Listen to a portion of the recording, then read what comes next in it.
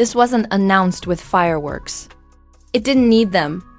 Because when 50 Cent unveiled his new documentary, the internet didn't celebrate. It leaned forward. The kind of lean that happens when people feel like something they were never supposed to see just slipped through the cracks, according to what this documentary suggests. Certain stories were buried. Not forgotten, buried. And the names orbiting those claims immediately changed the temperature of the room. Justin Bieber, Diddy, two global giants. One explosive narrative. And suddenly the question wasn't, is this entertainment? It was, why now? 50 Cent doesn't whisper. He exposes by implication, by framing, by letting silence do more damage than statements ever could. The documentary doesn't scream accusations, it raises questions. And questions are way more dangerous. Because once they're asked, they don't need answers to spread. Fans froze. Blogs scrambled. Comment sections turned into digital courtrooms with no judge and unlimited opinions. Some called it overdue truth. Others called it calculated chaos. But everyone agreed on one thing. This makes celebrity documentaries look like bedtime stories. Because when history gets reframed this boldly, it doesn't just revisit the past, it rewrites how people see it. And once that happens, there's no going back to the old version. This story didn't arrive quietly. It arrived with intent. Because when 50 Cent steps into documentary mode, history doesn't get told, it gets reframed. He doesn't hand out conclusions. He hands out context and lets the audience connect dots that suddenly feel uncomfortably close together. And according to what this new project suggests, there were chapters people skimmed for years without realizing what they were skipping. The timing alone raised eyebrows. Not during a rollout lull. Not buried on a streaming platform nobody checks. This landed when conversations about celebrity power, protection, and perception were already buzzing. Which meant the documentary didn't need to shout. It just needed to point. And once it did, names that have lived in separate lanes for years suddenly appeared in the same frame. That's when the internet stopped scrolling and started listening. The documentary opens by questioning how fame is manufactured, not earned, not stumbled into, but managed. It revisits the early 2000s and the way young talent was packaged, promoted and shielded under the banner of opportunity. It doesn't accuse. It contextualizes. It asks why certain narratives were amplified while others were flattened. Why some stories became legends while others became footnotes. And that's where the unease begins. When Justin Bieber enters the conversation, the tone shifts. Not because the documentary claims wrongdoing, but because it highlights proximity and timing, the machinery around a teenage, global phenomenon, and the adults who shaped that environment. The project suggests that the public only saw the polished surface, while the pressure cooker beneath it stayed off camera. And once you notice that gap, you start wondering what else never made the edit. The film doesn't linger on scandal. It lingers on structure. Managers, gatekeepers, entourages, and the way success is accelerated before safeguards are installed. It frames youth as a resource, momentum as leverage, and silence as the cost of access. The implication isn't that someone did something, but that the system itself was comfortable moving faster than it should have. That's a subtle critique, and a dangerous one, because it challenges the myth that massive success is always benevolent. Then comes the pivot. The documentary introduces Diddy not as a villain, but as a symbol of power in an era where power was rarely questioned. It highlights influence, not accusations. Networks, not narratives. The kind of presence that doesn't need to be explained to be understood. The film asks viewers to consider how proximity to power can redefine what gets remembered and what gets ignored, without ever claiming to know anyone's private truth. That framing is classic 50 Cent. He doesn't accuse. He contrasts. He places clips side by side. He lets timelines overlap. He reminds you of interviews you've already seen, then changes the order. Suddenly, familiar moments feel different. Not because new facts were introduced, but because the context shifted. And once context shifts, certainty evaporates. Early reactions split instantly. Some viewers called the documentary overdue, a necessary re-examination of an era that treated fame like a free-for-all. Others accused it of being provocative without proof, a masterclass in insinuation designed to stir conversation rather than settle it. Both camps missed the point. The film isn't trying to convict anyone. It's trying to make the audience uncomfortable with how easily it accepted a simplified story for so long. What makes this first phase so potent is restraint. There are no dramatic reveals, no gotcha moments, no sensational claims screamed in bold letters. Instead, the documentary leans on omission. What wasn't asked, what wasn't followed up, what wasn't protected.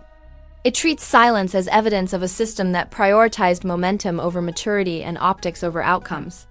That's harder to dismiss than a single allegation. The internet reacted predictably and wildly. Clips circulated with captions that did the shouting the film refused to do. Threads argued over whether raising questions without answers is responsible or reckless. Memes tried to defuse the tension with humor, comparing the documentary to pulling a thread and watching the sweater unravel. And as usual, the loudest takes traveled fastest. What stood out was how quickly people began revisiting old interviews and performances, not to prove anything, but to re-feel them. Moments once framed as charming now read as pressured. Statements once considered confident now felt coached.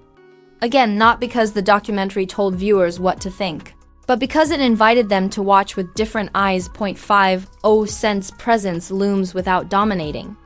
He doesn't position himself as a hero or a judge. He positions himself as someone who understands the business well enough to question its mythology.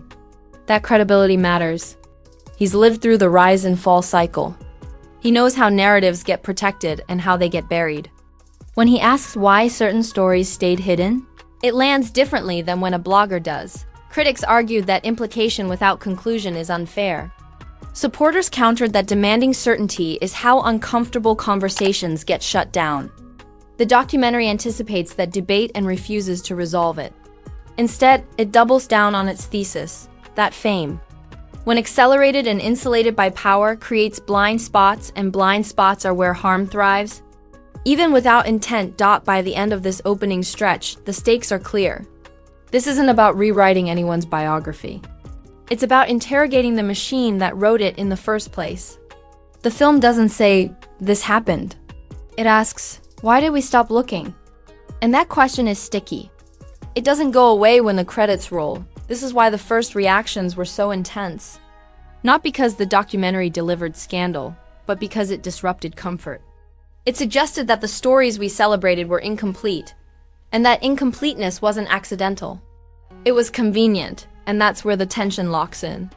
Because if the system that produced these legends relied on silence, speed, and power, then the next question isn't about the past. Once the documentary hit full circulation, the conversation didn't just grow louder, it grew sharper. This was the stage where the internet stopped reacting and started reframing. The initial shock gave way to interpretation, and interpretation is where narratives become dangerous. Because when a film refuses to tell you exactly what to think, audiences fill the silence themselves. And silence, in this case, was doing a lot of work. Clips from the documentary began circulating without their original context, which is exactly how online chaos is born. A pause here, a glance there, a quote lifted out of sequence and dropped into a timeline already thirsty for conclusions. Reaction videos exploded overnight, each one more confident than the last, even though they all disagreed. Some called the project a long overdue expose. Others labeled it calculated provocation masquerading as truth. The irony was thick. Everyone was arguing about intention while proving the film's central point. Perception travels faster than facts. Memes tried to soften the tension, but even humor had an edge this time. Jokes comparing the documentary to pulling a thread and watching an entire era unravel. Sarcastic posts about how nothing is ever what it looks like in Hollywood. Laughs that felt nervous instead of playful. Because deep down, people weren't just entertained, they were unsettled. The film wasn't giving them villains to boo. It was giving them a mirror. Celebrity reactions were exactly what you'd expect, indirect, cautious, and loaded with subtext. No one named names.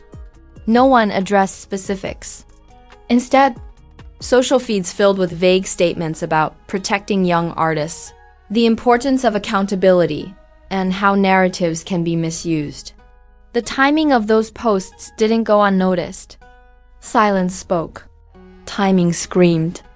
And the absence of direct responses only fed speculation further. What really escalated the situation was how the documentary reframed power. Not as something evil by default, but as something that reshapes reality simply by existing. The film suggested that when power enters a room, behavior changes.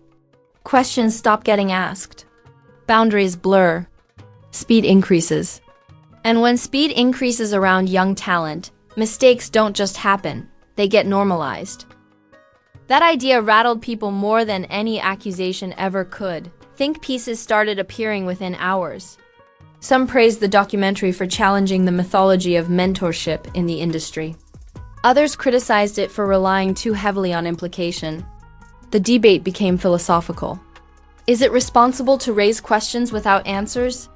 Or is demanding neat conclusions just another way of protecting uncomfortable systems?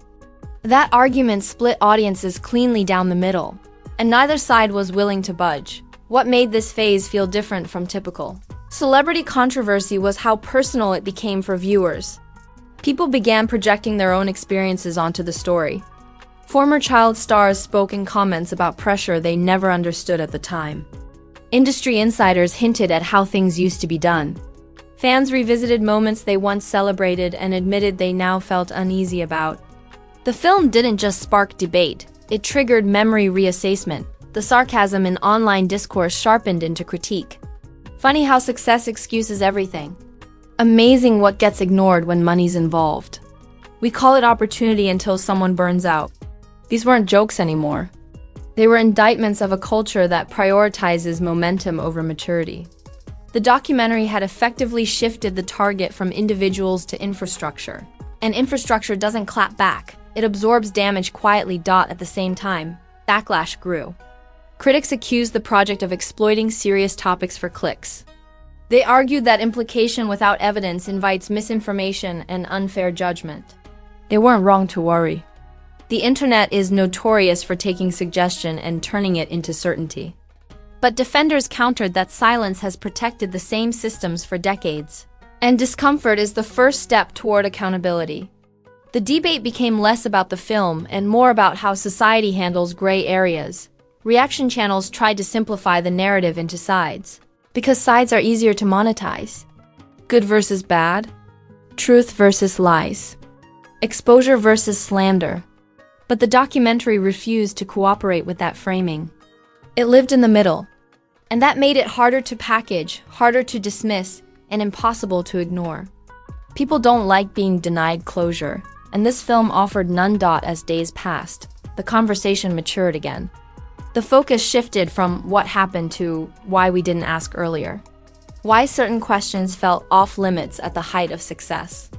Why concerns were dismissed as jealousy or hate.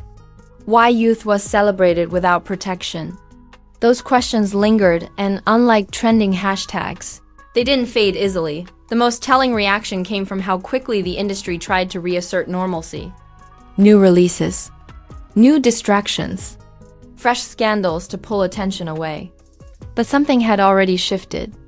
Viewers had learned to watch differently, to listen for what wasn't said, to notice who benefits when conversations get shut down. That kind of awareness doesn't disappear with the next headline. What the documentary accomplished in this middle stretch wasn't exposure, it was destabilization. It destabilized comfort, certainty, and the easy narratives people rely on to enjoy fame without guilt.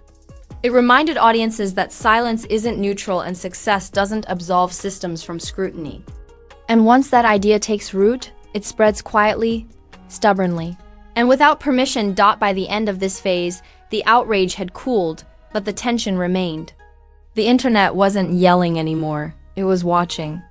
And watching is far more dangerous to powerful systems than shouting ever is, because when people stop reacting and start observing, the next chapter isn't about scandal. It's about consequences. When the volume finally dropped from viral chaos to a steady, uncomfortable hum, that's when the real impact of the documentary began to surface. Not in trending clips or reaction thumbnails, but in perception. The kind that doesn't announce itself, doesn't argue back, and doesn't need proof to linger. This is where stories stop being entertainment and start becoming reference points. And once a reference point is set, it quietly reshapes how everything after it gets viewed. For the figures at the center of the conversation, the aftermath wasn't explosive, it was corrosive. The documentary didn't accuse, but it didn't absolve either. That in-between space is dangerous because it forces audiences to sit with uncertainty. For someone like Justin Bieber, whose rise has always been framed as miraculous and deserved, the reframing invited a more complicated reading. Fans began talking less about talent and more about timing, less about luck and more about pressure. Sympathy didn't vanish, but it matured. The story shifted from "look how far he came" to "look how much he carried." For Diddy, the consequences lived in proximity rather than accusation. Power doesn't need to be blamed to be scrutinized. It just needs to be visible. The documentary's greatest provocation was reminding viewers how influence operates without having to say a word. Networks, access, protection, silence, the invisible architecture of success. Once that architecture is noticed, every old clip, every polished interview, every unanswered question takes on new weight. Not guilt, gravity. And for 50 Cent, the move solidified a reputation he's spent years cultivating, not as a whistleblower, but as a provocateur who understands the business well enough to unsettle it. He didn't position himself as a moral authority. He positioned himself as someone willing to rearrange the furniture and let everyone feel how unstable the room actually is. That distinction mattered. It made the documentary harder to dismiss as self-righteous and harder to embrace as definitive. It existed to disturb, not to conclude. The broader consequence landed on the industry itself, quietly. Publicists didn't issue statements, but their playbooks adjusted. Conversations around young talent began including words like guardrails and oversight more often. Not because the documentary proved something, but because it reminded people of what happens when speed outruns protection. When growth is celebrated and caution is labeled as obstruction. Those reminders don't trend, but they stick. Audiences change too. Not dramatically, not overnight, but perceptibly. Viewers began asking better questions. Why was that interview handled that way? Why was that moment laughed off? Why did that concern never get followed up? The film trained people to watch with a wider lens, to notice who benefits when stories stay simple. And once viewers learn to watch like that, the old narratives don't hit the same dot. What made the aftermath especially unsettling was the lack of resolution. There was no final verdict, no apology tour, no definitive counter-documentary to set the record straight. The story didn't end. It diffused. It became background knowledge. A hum beneath future conversations about fame, mentorship, and power. That's far more enduring than outrage. Outrage burns hot and dies fast. Awareness cools and lasts. The internet, predictably, moved on to new distractions. It always does. But this time, it moved on differently. The next big rise was met with side eyes instead of cheers. The next viral success sparked comments about protection instead of destiny. The documentary didn't stop the machine, but it slowed the applause.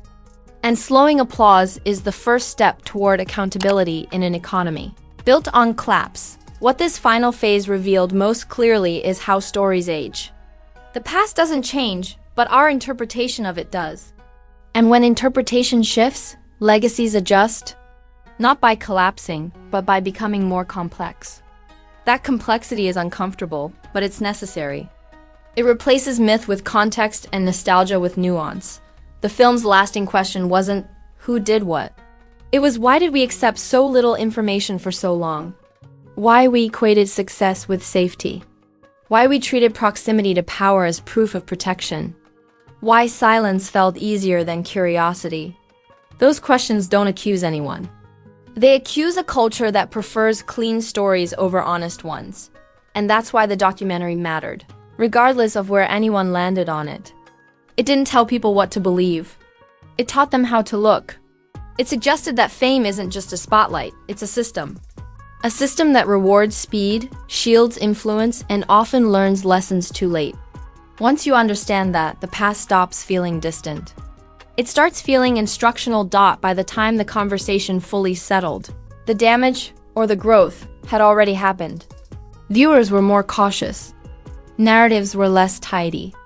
And the comfort that once surrounded celebrity mythology felt thinner. Not gone, just cracked. And cracks are where change starts. If you're still here, you didn't just watch a documentary breakdown, you sat with a question most people avoid. This wasn't about picking villains or crowning heroes.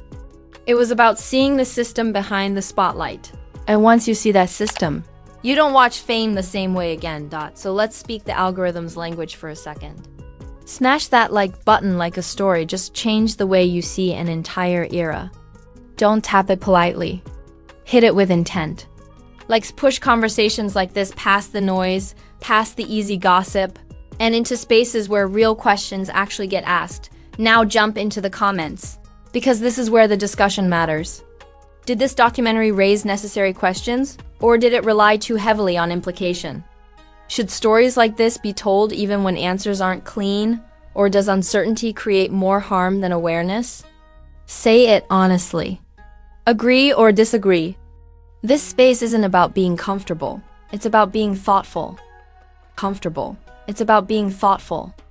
And if you're watching without subscribing, that means you're halfway in and still pretending you're not interested. Hit subscribe like you're choosing curiosity over comfort. Because this channel doesn't just cover what's trending, it breaks down why it trends, who benefits, and what gets left out of the story. Turn on notifications too. Because the next untouchable narrative is already forming. Another rise. Another myth. Another moment everyone will cheer before asking the wrong questions too late. When that happens, you'll want context before conclusions. Remember, fame doesn't just create legends. It creates blind spots. This is where the stories go deeper. The patterns get exposed and the truth